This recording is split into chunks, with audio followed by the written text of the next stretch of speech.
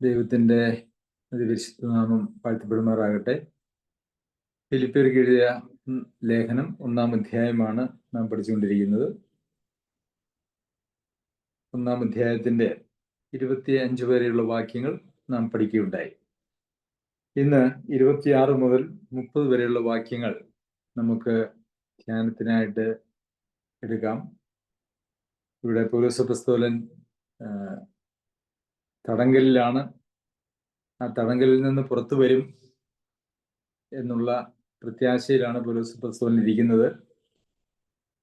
25-ാം വാക്യത്തിൽ ഇങ്ങനെ ഉറച്ചുകൊണ്ട് നിങ്ങളുടെ വിശ്വാസത്തിന്റെ അഭിവൃദ്ധിക്കും സന്തോഷത്തിനുമായി തന്നെ ഞാൻ ജീവനോട് ഇരിക്കുമെന്നും നിങ്ങളോട് എല്ലാവരോടും കൂടി ഇരിക്കുമെന്നും അറിയുന്നു എന്ന് പറഞ്ഞാണ് നാം കഴിഞ്ഞ ആഴ്ച നമ്മുടെ ധ്യാനം നിർത്തിയത്.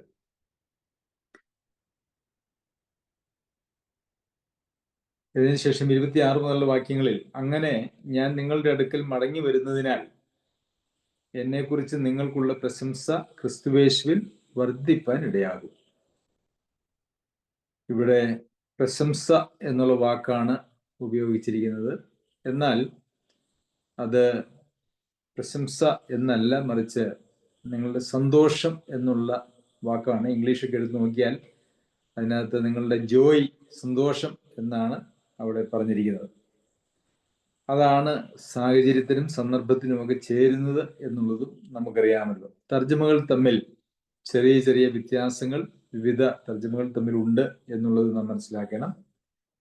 അപ്പോൾ അങ്ങനെ ഞാൻ നിങ്ങളുടെ അടുക്കൽ മടങ്ങി വരുന്നതിനാൽ എന്നെക്കുറിച്ച് നിങ്ങൾക്കുള്ള സന്തോഷം ക്രിസ്തുയേശുവിൽ വർദ്ധിക്കുവാൻ ഇടയാകും. ഇപ്പോൾ പൗലോസ് അപ്പോസ്തലൻ തടങ്കലിലാണ് എന്നുള്ളതിൻ്റെ അടിസ്ഥാനത്തിൽ അവര് ഒരല്പം ദുഃഖത്തിലാണ്. അത് സ്വാഭാവികമാണല്ലോ. ദുഃഖത്തിലാകാൻ ആവശ്യമൊന്നുമില്ല. കാരണം തടങ്കലിൽ കിടക്കുന്ന ആൾക്ക് ദുഃഖമില്ല. തടങ്കലിൽ കിടന്നുകൊണ്ട് സന്തോഷിപ്പിൻ സന്തോഷിപ്പിൻ എന്ന് തന്നെയാണ് പൗലോസ് അപ്പോസ്തലൻ അവരോട് പറയുന്നതും. ക്രിസ്തീയ ജീവിതത്തിന്റെ വഴികൾ എന്ന് പറയുന്നത് അത് വളരെ ദുർഘടം പിടിച്ച വഴികളാണ് എന്നുള്ളത് കൊണ്ട് തന്നെ അവിചാരിതമായി സംഭവിക്കുന്നതായ, അവിചാരിതമായി എന്നുകൂടി നമുക്ക് പറയാനായിട്ട് കഴിയില്ല. നിങ്ങൾക്കൊരു അപൂർവ കാര്യം സംഭവിച്ചു എന്ന് പറഞ്ഞ് നിങ്ങൾ എന്തിനാണ് ആശങ്കപ്പെടുന്നതെന്നാണ് പത്രോസ് അപ്പോസ്തലൻ തന്റെ ലേഖനത്തിൽ ചോദിക്കുന്നത്. കഷ്ടങ്ങളെ സംബന്ധിച്ച് ഇതൊക്കെ ഈ വഴിയിലുള്ളതാണ്. അതുകൊണ്ട് ഇതൊന്നും നമ്മെ നിരാശപ്പെടുത്തേണ്ടതായിട്ടുള്ള ആവശ്യമില്ല എന്നുള്ളതാണ് നമുക്ക് കാണാനായിട്ട് കഴിയുന്നത്. എങ്കിലും തടങ്കലിൽ നിന്ന് വിട്ട് ഫിലിപ്പിയിലെ വിശ്വാസികളുടെ അടുക്കൽ വരുമ്പോൾ അവർക്ക് വളരെ സന്തോഷമാകും എന്ന് നമുക്കിവിടെ കാണാനായിട്ട് സാധിക്കും. ഞാൻ നിങ്ങളെ വന്ന് കണ്ടിട്ടോ ദൂരത്തിരുന്ന് നിങ്ങളുടെ അവസ്ഥ കേട്ടിട്ടോ നിങ്ങൾ ഏകാത്മാവിൽ നിലനിന്ന്.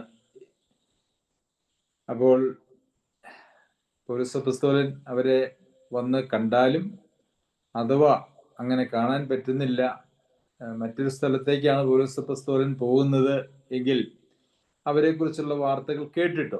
കാരണം പൗലോസ് അപ്പോസ്തലൻ ഒരു അപ്പോസ്തലൻ എന്നുള്ള നിലയിൽ പല പല സ്ഥലങ്ങളിലേക്ക് സുവിശേഷ പ്രവർത്തനത്തിനായിട്ടും താൻ സ്ഥാപിച്ചതായിട്ടുള്ള സഭകളെ ഉറപ്പിക്കേണ്ടതിനുമൊക്കെ അങ്ങനെ യാത്ര ചെയ്യുന്നയാളാണ്. ഫിലിപ്പിയിലേക്ക് പോവുക എന്ന് പറയുന്നത് പൗലോസ് അപ്പോസ്തലന്റെ ആഗ്രഹവും പ്രാർത്ഥനയുമാണ്. അത് സന്തോഷവുമാണ്. എന്നാൽ അങ്ങനെ അഥവാ സംഭവിച്ചില്ലെങ്കിൽ ഞാൻ ദൂരത്തിരുന്നാലും നിങ്ങളെ വന്ന് കണ്ടാലും പൗലോസ് അപ്പോസ്തലന് ഫിലിപ്പിയിലെ സഭയെ സംബന്ധിച്ചിട്ടുള്ള ആഗ്രഹമാണ് പിന്നെ നമുക്ക് ഈ അടുത്ത വാക്യത്തിൽ കാണുവാനായിട്ട് കഴിയുന്നത്. നിങ്ങളുടെ അവസ്ഥ കേട്ടിട്ടോ നിങ്ങൾ ഏകാത്മാവിൽ നിലനിൽക്കുക.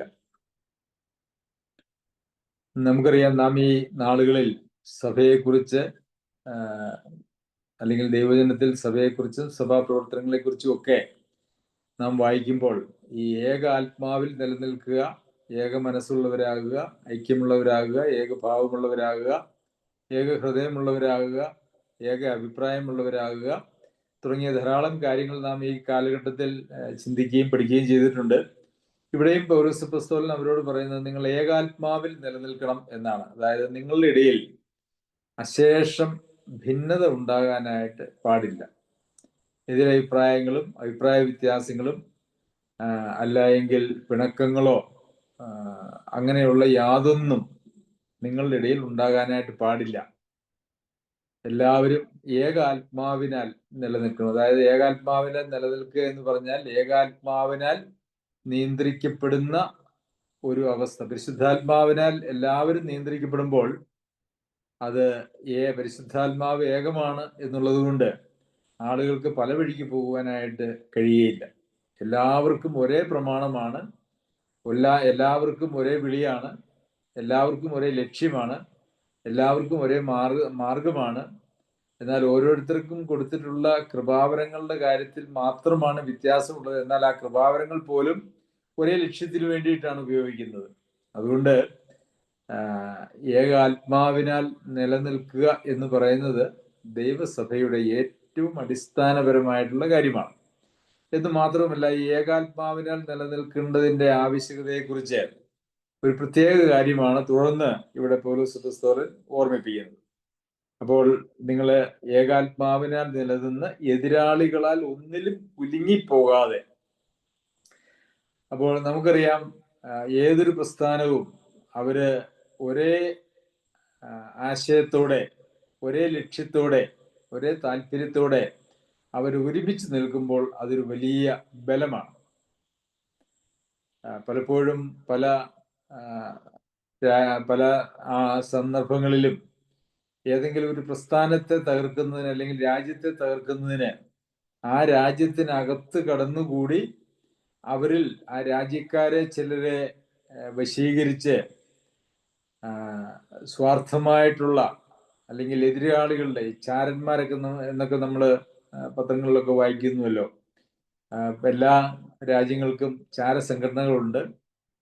ആ ചാരസംഘടനയിൽ പെട്ടതായിട്ടുള്ള ആളുകൾ മറ്റ് രാജ്യങ്ങളിലൊക്കെ പോയി അവര് ചാരപ്രവർത്തനം നടത്തും.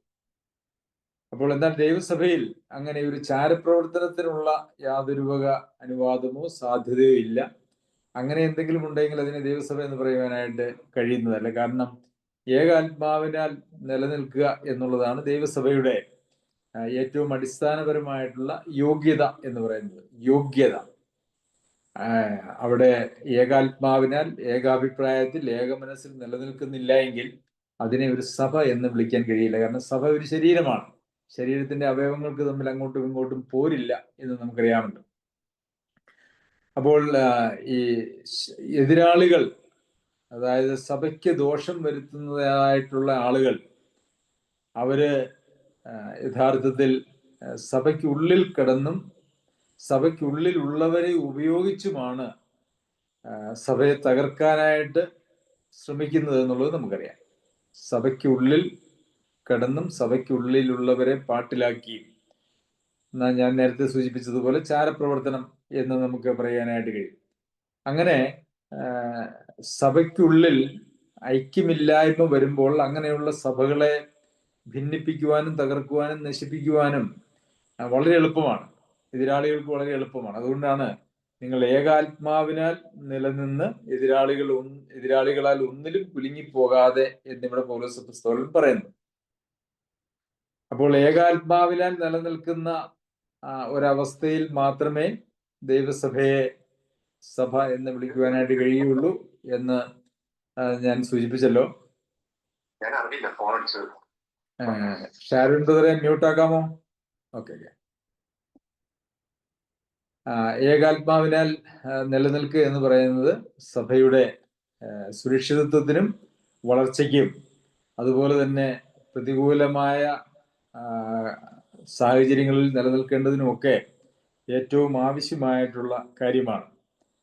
പലപ്പോഴും സഭകളിൽ ഭിന്നതയും ഭിന്നാഭിപ്രായങ്ങളും അങ്ങോട്ടും ഇങ്ങോട്ടും തല്ലും പിടിയും ഒക്കെ ഉണ്ടാകുമ്പോൾ എതിരാളികൾക്ക് അതിനകത്ത് വളരെ യഥേഷ്ടം പ്രവേശനവും അതുപോലെ തന്നെ ആ സഭയെ കർത്താവിൻ്റെ കയ്യിൽ ഉള്ള സഭയിൽ നിന്ന്, സഭ എന്നുള്ള തലത്തിൽ നിന്ന് അതിനെ മാറ്റിക്കളയുവാനായിട്ടും സാധിക്കും എന്നുള്ളതാണ് യാഥാർത്ഥ്യം. അതായത് സഭയെ വലങ്കൈയിലുള്ള, കർത്താവിൻ്റെ വലങ്കൈയിലുള്ള നിലവിളക്ക് എന്നുള്ള നിലയിൽ നിന്നും അതിനെ മാറ്റി അത് കേവലം ഒരു സംഘടനയോ ഒരു ക്ലബോ ഒരു പ്രസ്ഥാനവുമായിട്ട് അധപ്പതിക്കുവാനായിട്ടുള്ള സാധ്യതയുണ്ട്.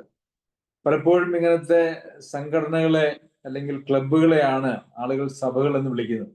എന്നാൽ ഒരിക്കലും ഒരു ക്ലബിന് ക്ലബ്ബ് പോലെ പ്രവർത്തിക്കുന്നതായിട്ടുള്ള ഒരു കൂട്ടത്തിനെ ഒരിക്കലും സഭ എന്ന് വിളിക്കുവാനായിട്ട് കഴിയുകയില്ല. സഭയ്ക്ക് യഥാർത്ഥത്തിൽ ജീവനുണ്ട്. ദൈവിക ജീവൻ ദൈവാത്മാവിനാൽ വ്യാപരിക്കുന്ന ആളുകളുടെ കൂട്ടവും കൂട്ടായ്മയുമാണ് യഥാർത്ഥത്തിൽ സഭ എന്ന് പറയുന്നത്. അത് വേറെ ഒരു പ്രസ്ഥാനത്തിനും അവകാശപ്പെടാൻ കഴിയാത്തതാണ്. വേറെ ഒരു കൂട്ടത്തിനും അങ്ങനെ ഒരു ആവശ്യമില്ല. നമുക്കറിയാമല്ലോ, ഒരു സഭയിലുള്ള മെമ്പർഷിപ്പിന് ആവശ്യമായിരിക്കുന്നത് അവര് ദൈവിക ജീവൻ പ്രാപിച്ചവരായിരിക്കണം, അല്ലെങ്കിൽ വീണ്ടും ജന്മം പ്രാപിച്ച് ദൈവാത്മാവ് ഉള്ള ആളുകളായിരിക്കണം എന്നുള്ളതാണ്. ആ ഒരു യോഗ്യത ലോകത്തിലുള്ള ഒരു പ്രസ്ഥാനത്തിനും ആവശ്യമില്ല. ഓരോ പ്രസ്ഥാനത്തിനും അവരവരുടേതായിട്ടുള്ള കാഴ്ചപ്പാടുകൾ അല്ലെങ്കിൽ അവരുടെ ലക്ഷ്യങ്ങൾ പൂർത്തീകരിക്കുന്നതിന് വേണ്ടുന്നതായിട്ടുള്ള വിദ്യാഭ്യാസമോ അല്ലെങ്കിൽ അതിന് വേണ്ടുന്നതായിട്ടുള്ള പാഠവും ഒക്കെ ഉണ്ടെങ്കിൽ അത് മതിയാവുന്നതാണ്. എന്നാൽ ദൈവസഭയിലെ അംഗത്വത്തിന് ദൈവിക ജീവൻ പ്രാപിച്ചവരായിരിക്കണം എന്നുള്ളതായിട്ടുള്ള യോഗ്യത അവിടെ നമുക്ക് കാണുവാനായിട്ട് സാധിക്കും. പ്രിയമുള്ളവരെ, അങ്ങനെ ദൈവിക ജീവൻ ഉള്ളിലുള്ള ആളുകൾ ആണ് എല്ലാവരും എന്നുള്ളത് കൊണ്ട് സഭയെ നമുക്ക് ജൈവികം അല്ലെങ്കിൽ ജീവനുള്ളത് എന്ന് പറയാനായിട്ട് കഴിയും. അത് സാധാരണ രീതിയിൽ സഭയ്ക്ക് വ്യക്തികൾക്ക് ജീവനുണ്ട് എന്ന് നമ്മൾ പറയും, അല്ലെങ്കിൽ മരിച്ചയാള് അല്ലെങ്കിൽ ജീവനുള്ളയാള്. എന്നാൽ ഒരു പ്രസ്ഥാനത്തിന് ജീവനുണ്ട് എന്ന് നമുക്ക് പറയാനായിട്ട് കഴിയില്ല. പ്രസ്ഥാനത്തിന് ഒരിക്കലും ജീവനില്ല.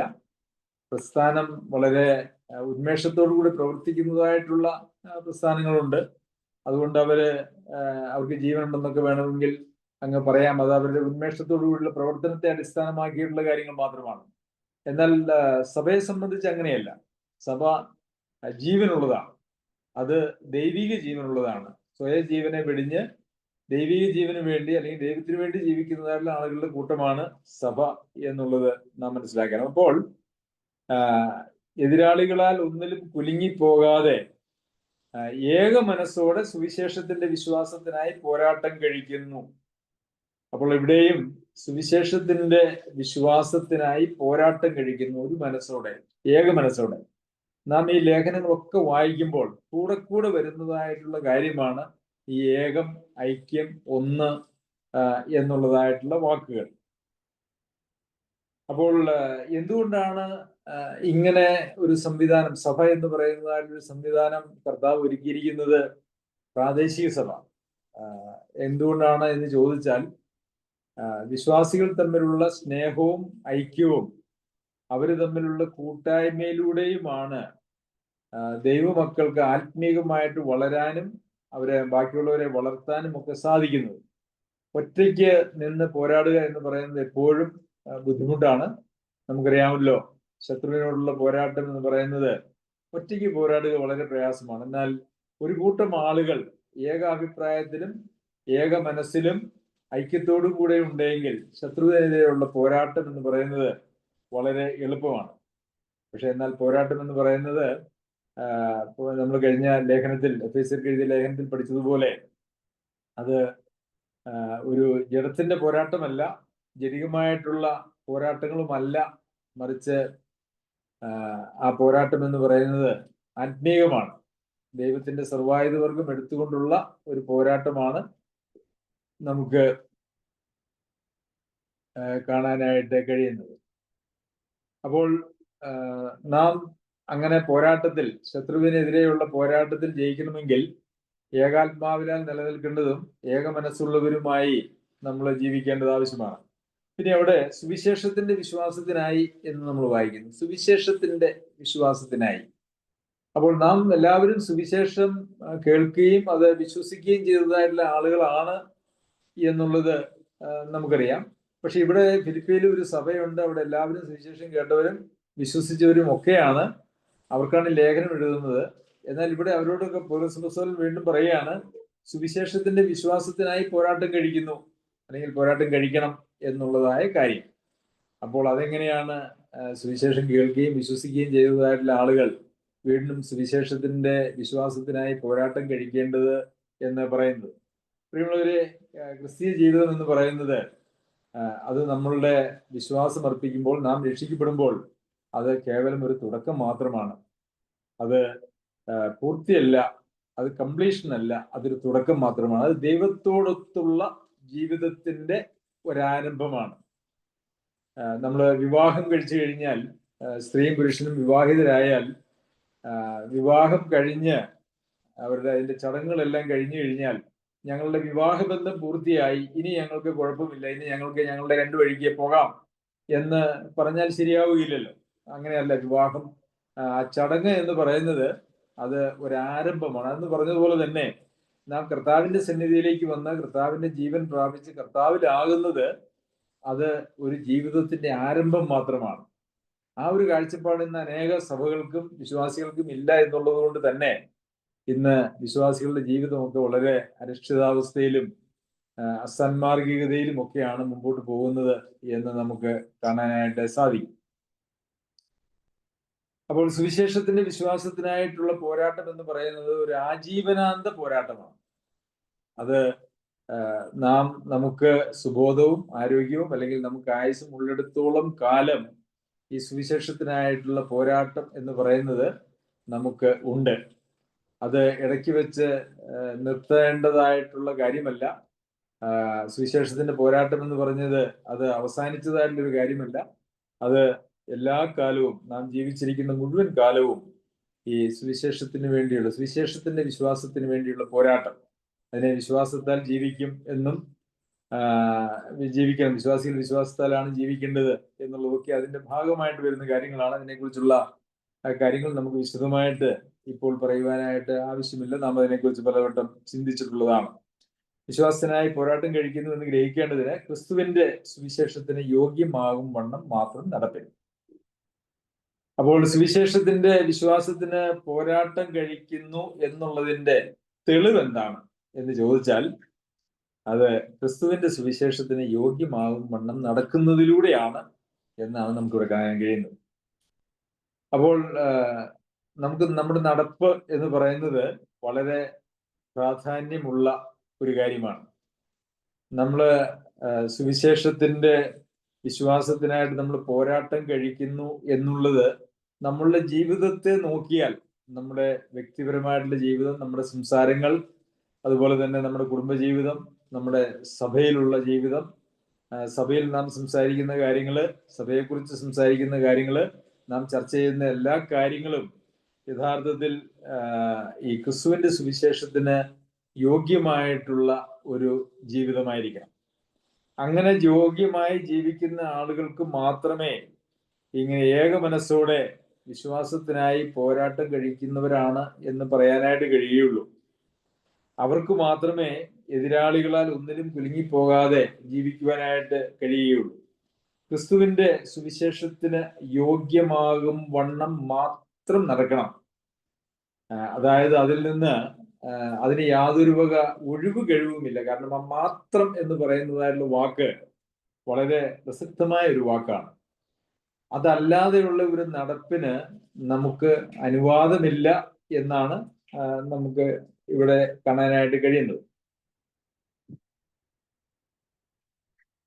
അപ്പോൾ യോഗ്യമായ ഒരു നടപ്പ്, സുവിശേഷത്തിന് യോഗ്യമായ ഒരു നടപ്പ് നാം നടക്കുന്നില്ല എങ്കിൽ ഈ പോരാട്ടത്തിൽ നാം കുലുങ്ങിപ്പോവുകയും അതുപോലെ തന്നെ പരാജയപ്പെട്ടു പോവുകയും ചെയ്യും എന്നുള്ളത് ഒരു സത്യമാണ്. നമുക്കറിയാം, ഒരു പോരാട്ടം എന്ന് പറയുമ്പോൾ അതിൽ വിജയിയുണ്ട്, പരാജിതനുമുണ്ട്. ഈ പോരാട്ടത്തിൽ വിജയിക്കുന്ന ആളുകളാണ് യഥാർത്ഥത്തിൽ അന്ത്യത്തോളം ഈ പോരാട്ടത്തിൽ നിലനിൽക്കുകയും അതിൽ വിജയിക്കുകയും ചെയ്യുന്ന ആളുകളാണ് ദൈവത്തിന് പ്രിയരായിട്ടുള്ള ആളുകൾ എന്ന് നമുക്കറിയാമല്ലോ. പൗലോസ് അപ്പോസ്തലൻ തന്റെ ജീവിതാന്ത്യത്തിൽ പറഞ്ഞത്, ഞാൻ നല്ല പോർ പൊരുതു എന്നാണ്. പോരാട്ടത്തെ കുറിച്ചാണ് പറയുന്നത്. തന്റെ ജീവിതത്തെ എടുത്തു നോക്കിയാൽ താൻ തന്റെ ജീവിതത്തെ ആകമാനം വിലയിരുത്തിയിരിക്കുന്നത് 3 വാക്കുകളിലൂടെയാണ്. നല്ല പോർ പൊരുതു, ഓട്ടം തികച്ചു, വിശ്വാസം കാത്തു. അപ്പോൾ അവിടെ ഒരു പോരാട്ടത്തെ കുറിച്ച് പറയുന്നുണ്ട്, ഒരു ഓട്ടത്തെ കുറിച്ച് പറയുന്നുണ്ട്, ഒരു വിശ്വാസത്തെ കുറിച്ച് പറയുന്നുണ്ട്. ഇത് 3 ക്രിസ്തീയ ജീവിതത്തിന്റെ ഏറ്റവും പ്രധാനപ്പെട്ടതായിട്ടുള്ള 3 കാര്യങ്ങളാണ്.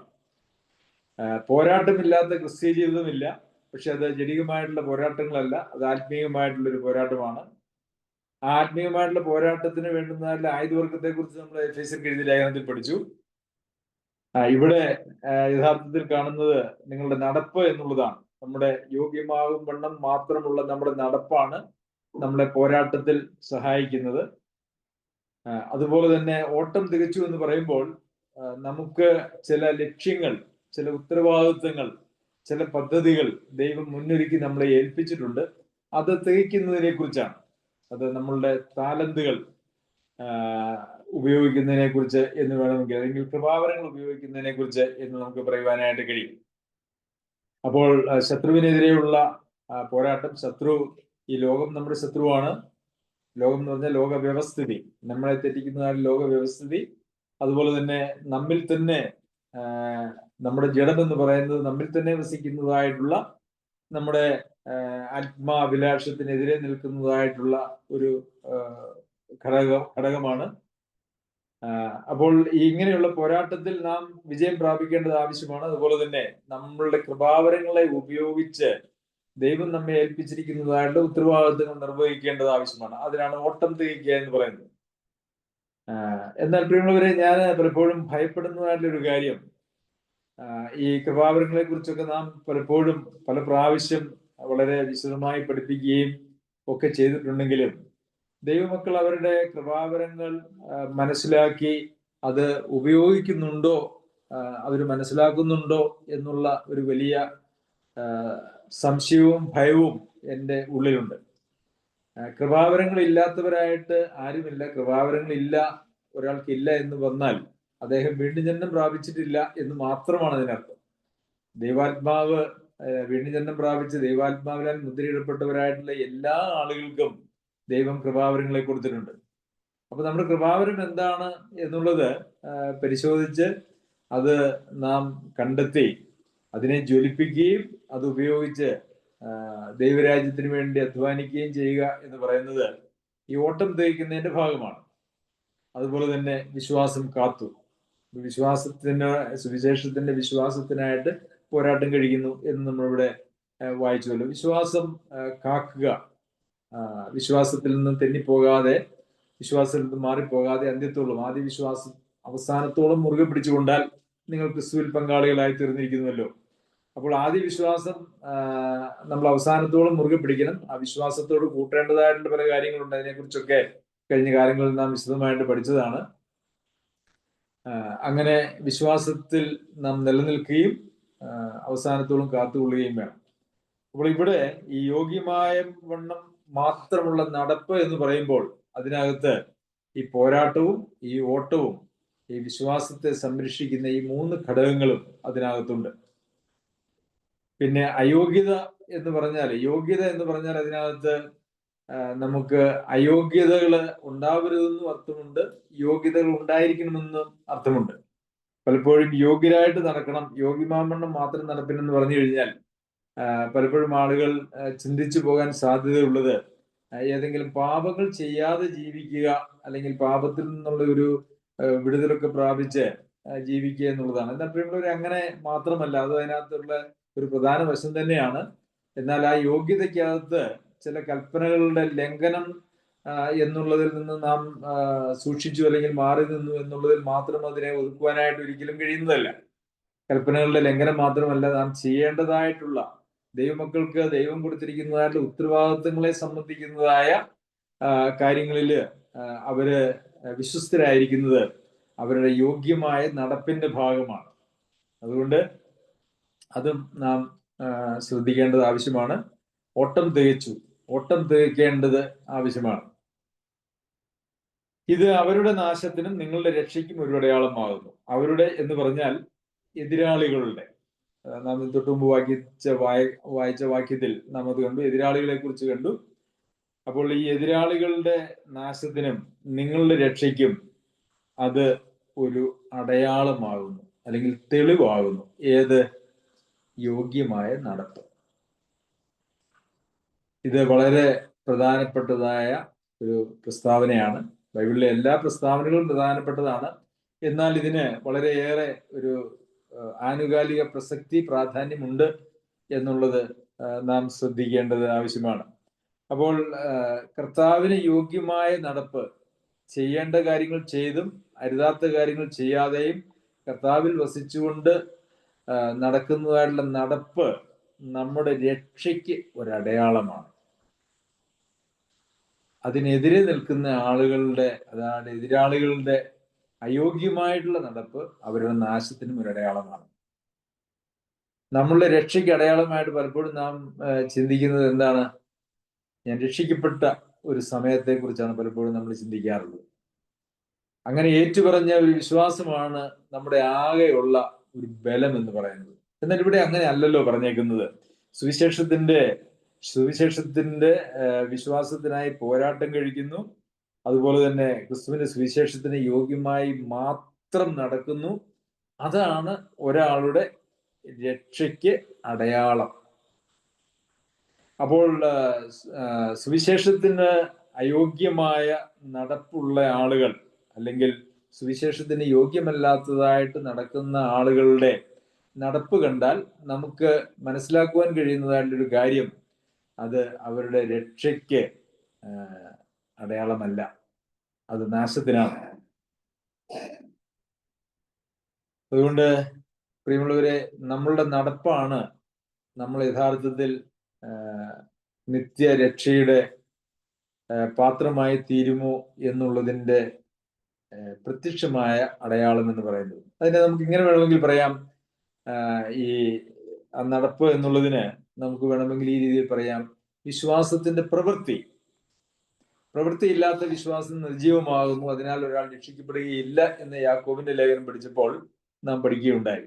പ്രവൃത്തിയില്ലാത്ത വിശ്വാസം ചത്തതാകും, നിർജീവമാകും, അതിനാൽ ആരും രക്ഷിക്കപ്പെടുകയില്ല. അപ്പോൾ ഇവിടെ യോഗ്യമാവും വണ്ണം മാത്രം നടക്കുന്ന വിശ്വാസം എന്ന് പറഞ്ഞാൽ അത് പ്രവൃത്തിയുള്ള ഒരു വിശ്വാസമാണ്. പ്രവൃത്തിയില്ലാത്തൊരു വിശ്വാസത്തെ ഞാൻ വിശ്വസിക്കുന്നു എന്ന് ഏറ്റുപറയുകയും സ്നാനപ്പെടുകയും ചെയ്തതിന് ശേഷം ആ വിശ്വാസത്തിൽ അങ്ങനെ വിശ്വസിച്ചതായിട്ടുള്ള ആളുകളുടെ ജീവിതത്തിൽ അതിന് തക്കതായ, അതിന് സമാനമായ, അല്ലെങ്കിൽ മാനസാന്തരത്തിന് തക്കം ഫലം കായ്ക്കാത്തതായിട്ടുള്ള ഒരു ജീവിതമാണ് അവരിൽ ഉള്ളതെങ്കിൽ അത് അവരുടെ രക്ഷയ്ക്ക് അടയാളമല്ല എന്ന് നാം മനസ്സിലാക്കണം. ശരി, അടയാളമാകുന്നു. ഇത് തെസ്സലോനിക്കർക്ക് ലേഖനം എഴുതുമ്പോൾ പൗലോസ് അപ്പോസ്തലൻ ഇതിനോട് സമാനമായിട്ടുള്ള ചില കാര്യങ്ങൾ പറയുന്നത് നമുക്ക് വായിക്കുന്നത് പ്രയോജനകരമാണ് എന്ന് ഞാൻ വിചാരിക്കുന്നു. തെസ്സലോനിക്കർക്ക് എഴുതിയ 2-ാം ലേഖനം അതിന്റെ 1-ാം അധ്യായത്തിന്റെ 4 മുതലുള്ള വാക്യങ്ങളിൽ, അതുകൊണ്ട് നിങ്ങൾ സഹിക്കുന്ന സകല ഉപദ്രവങ്ങളിലും കഷ്ടങ്ങളിലുമുള്ള നിങ്ങളുടെ സഹിഷ്ണുതയും വിശ്വാസവും നിമിത്തം നിങ്ങൾ ദൈവത്തിന്റെ സഭകളിൽ ചൊല്ലി, ഞങ്ങൾ ദൈവത്തിന്റെ സഭകളിൽ നിങ്ങളെ ചൊല്ലി പ്രശംസിക്കുന്നു. അത് നിങ്ങൾ കഷ്ടപ്പെടുവാൻ ഹേതുവായിരിക്കുന്ന ദൈവരാജ്യത്തിന് നിങ്ങളെ യോഗ്യന്മാരായി എണ്ണും എന്നിങ്ങനെ ദൈവത്തിന്റെ നീതിയുള്ള വിധിക്ക് അടയാളമാകുന്നു. ഇവിടെയും നമുക്ക് കാണാനായിട്ട് കഴിയുന്നത്, അവിടെ ഈ തെസ്സലോനിക്കയിലുള്ള വിശ്വാസികൾ വളരെയേറെ കഷ്ടങ്ങളിലൂടെ കടന്നു പോവുകയാണ്. അതുകൊണ്ട് കഷ്ടങ്ങളിലുള്ള അവരുടെ സഹിഷ്ണുതയും അവരുടെ വിശ്വാസവും എല്ലാം, സകല ഉപദ്രവങ്ങളിലും കഷ്ടങ്ങളിലുമുള്ള അവരുടെ സഹിഷ്ണുതയും അവരുടെ വിശ്വാസവും നിമിത്തം ഞങ്ങൾ ദൈവത്തിന്റെ സഭകളിൽ നിങ്ങളെ ചൊല്ലി പ്രശംസിക്കുകയാണ്. നിങ്ങളെക്കുറിച്ച് ഞങ്ങൾ വലിയ പ്രശംസയാണ് പറയുന്നത്. അത് നിങ്ങൾ കഷ്ടപ്പെടുവാൻ ഹേതുവായിരിക്കുന്ന ദൈവരാജ്യത്തിന് നിങ്ങളെ യോഗ്യന്മാരാക്കി എണ്ണും എന്നിങ്ങനെ ദൈവത്തിന്റെ നീതിയുള്ള വിധിക്ക് അടയാളമാകുന്നു. അങ്ങനെ കഷ്ടം സഹിക്കുന്നത്, ആ കഷ്ടത്തിലൂടെ കടന്നു പോകുന്നത്, അവിടെ വിശ്വാസത്തിൽ നിലനിൽക്കുന്നത് അവരെ ദൈവരാജ്യത്തിന് യോഗ്യരായി എണ്ണുന്ന, അല്ലെങ്കിൽ അതിന് അടയാളമായിരിക്കുന്ന ഒരു കാര്യമാണ്. അടയാളമാകുന്നു, ദൈവത്തിന്റെ നീതിയുള്ള വിധിക്ക് അടയാളമാകുന്നു എന്നാണ്. അപ്പോൾ അതുകൊണ്ട് പ്രിയമുള്ളവരെ, നമുക്ക് നമ്മുടെ വിശ്വാസത്തിന്റെ അടയാളം എന്ന് പറയുന്നത് ആ വിശ്വാസത്തിന്റെ യോഗ്യമായ, അല്ലെങ്കിൽ സുവിശേഷത്തിന് യോഗ്യമായിട്ടുള്ള നടപ്പിൽ നിന്ന് നമുക്ക് മനസ്സിലാക്കാവുന്ന കാര്യമാണ്. നടപ്പ് എന്ന് പറയുന്നത് കൊണ്ട് നാം വലിയ കുഴപ്പങ്ങളൊന്നും കൂടാതെ ജീവിക്കുന്നു എന്നുള്ളത് മാത്രമല്ല, അങ്ങനെ ഒരു ജീവിതമല്ല. വലിയ കുഴപ്പമില്ലാതെ വളരെ മര്യാദയ്ക്ക് വളരെ വിശാല ഹൃദയമുള്ളവരായിട്ട് ജീവിക്കുന്ന ഒത്തിരി ആളുകൾ ഈ ലോകത്തുണ്ട്. അതിനകത്ത് നാനാ ജാതി മതസ്ഥരും അതുപോലെ തന്നെ നിരീശ്വരവാദികളും ഉൾപ്പെടെയുള്ള എല്ലാ വിഭാഗങ്ങളിലും അങ്ങനെയുള്ള ആളുകളുണ്ട്. അപ്പോൾ അങ്ങനെയുള്ള ആളുകൾ ജീവിക്കുന്ന ജീവിതത്തോട് തുലനപ്പെടുത്തിയല്ല നമ്മളുടെ ജീവിതം എന്ന് പറയുന്നത്. സഭ വിശ്വാസികളുടെ ജീവിതം എന്ന് പറയുന്നത് അത് ക്രിസ്തുവിനോടൊപ്പമുള്ള ഒരു ജീവിതമാണ്. ക്രിസ്തു നടന്ന വഴിയിലൂടെ, ക്രിസ്തു നടത്തുന്ന വഴിയിലൂടെ ക്രിസ്തുവിനെ അനുഗമിക്കുന്നതായിട്ടുള്ള ഒരു ജീവിത വഴിയാണ് ക്രിസ്തീയ ജീവിതം എന്ന് പറയുന്നത്. അപ്പോൾ നമ്മുടെ ജീവിതം കണ്ടാൽ നമ്മുടെ രക്ഷയ്ക്ക് ഒരു അടയാളമായിട്ട് നമ്മളുടെ ജീവിതത്തിന്റെ നടപ്പ് ഉണ്ടാകുമോ എന്നുള്ളത് ഓർക്കണം. വീണ്ടും അത് ദൈവം തന്നെ വെച്ചതാകുന്നു. ക്രിസ്തുവിൽ വിശ്വസിപ്പാൻ മാത്രമല്ല, അവന് വേണ്ടി കഷ്ടം അനുഭവിപ്പാനും കൂടെ നിങ്ങൾക്ക് വരം നൽകിയിരിക്കുന്നു. വളരെ എല്ലാവർക്കും കാണാപ്പാടം അറിയാവുന്നതായിട്ടുള്ള കാര്യമാണ്. ക്രിസ്തുവിൽ വിശ്വസിക്കുക എന്നുള്ളത് മാത്രമല്ല, അവന് വേണ്ടി കഷ്ടം അനുഭവിക്കുക എന്നുള്ളത് ദൈവം നൽകിയിരിക്കുന്ന ഒരു വരമാണ്. അതായത് ക്രിസ്തുവിൽ വിശ്വസിക്കുവാനായിട്ട് നമുക്ക് സാധിക്കുമ്പോൾ, അല്ലെങ്കിൽ ക്രിസ്തുവിൽ നാം വിശ്വാസം അർപ്പിക്കുമ്പോൾ ആ പാക്കേജിൽ വരുന്നതാണ് ഈ കഷ്ടം എന്ന് പറയുന്നത്. അതൊരു വരവുമാണ്. വരം എന്ന് പറയുമ്പോൾ നമുക്ക് അത് നമ്മുടെ ജീവിതത്തിൽ വരം ലഭിക്കുക, പുരാണങ്ങളിലൊക്കെ വരം കിട്ടുന്നതിനെ കുറിച്ചൊക്കെ നമ്മൾ ചെറിയ ക്ലാസ്സുകളിൽ പഠിച്ചിട്ടുണ്ട്. അത് വലിയ കാര്യമാണ് വരം കിട്ടുക എന്ന് പറയുന്നത്. എന്ന് പറഞ്ഞതുപോലെ തന്നെ വിശ്വാസം എന്ന് പറയുന്നത് നാം സ്വീകരിക്കുമ്പോൾ, അല്ലെങ്കിൽ നാം വിശ്വസിക്കുമ്പോൾ, ആ വിശ്വാസം സ്വീകരിക്കുന്നതിന്റെ കൂടെ നമുക്ക് കിട്ടുന്നതായിട്ടുള്ള ആ പാക്കേജിൽ നമുക്ക് കിട്ടുന്നതായിട്ടുള്ള കാര്യമാണ് കഷ്ടം എന്ന് പറയുന്നത്. കാരണം ക്രിസ്തു നടന്ന വഴിയിൽ കഷ്ടമായിരുന്നു.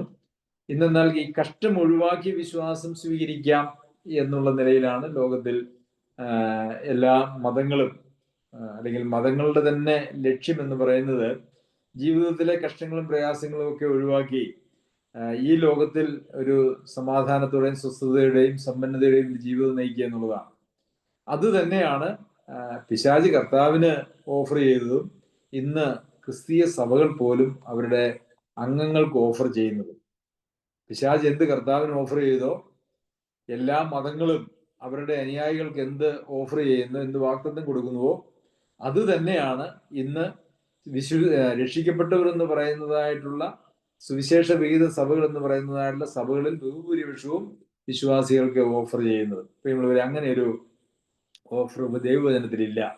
ദൈവവചനത്തിൽ നമുക്ക് വിശ്വസിക്കുവാനായിട്ട് കഴിയുന്നുവെങ്കിൽ ആ വിശ്വാസത്തോട് ചേർന്ന് നമുക്ക് തരുന്നതായിട്ടുള്ള ഒരു ആ പാക്കേജിൽ മുന്നൊരുക്കപ്പെട്ട സൽപ്രവൃത്തികളുണ്ട്. അതുപോലെ തന്നെ അതിനോട് ചേർന്നുള്ളതായിട്ടൊരു കാര്യമാണ് കഷ്ടത. കഷ്ടതയിലൂടെയാണ് നമ്മുടെ ആത്മീയമായിട്ട് വളർച്ച നമുക്ക് സംഭവിക്കുന്നത്. അപ്പോൾ അതൊരു വരമാണ്.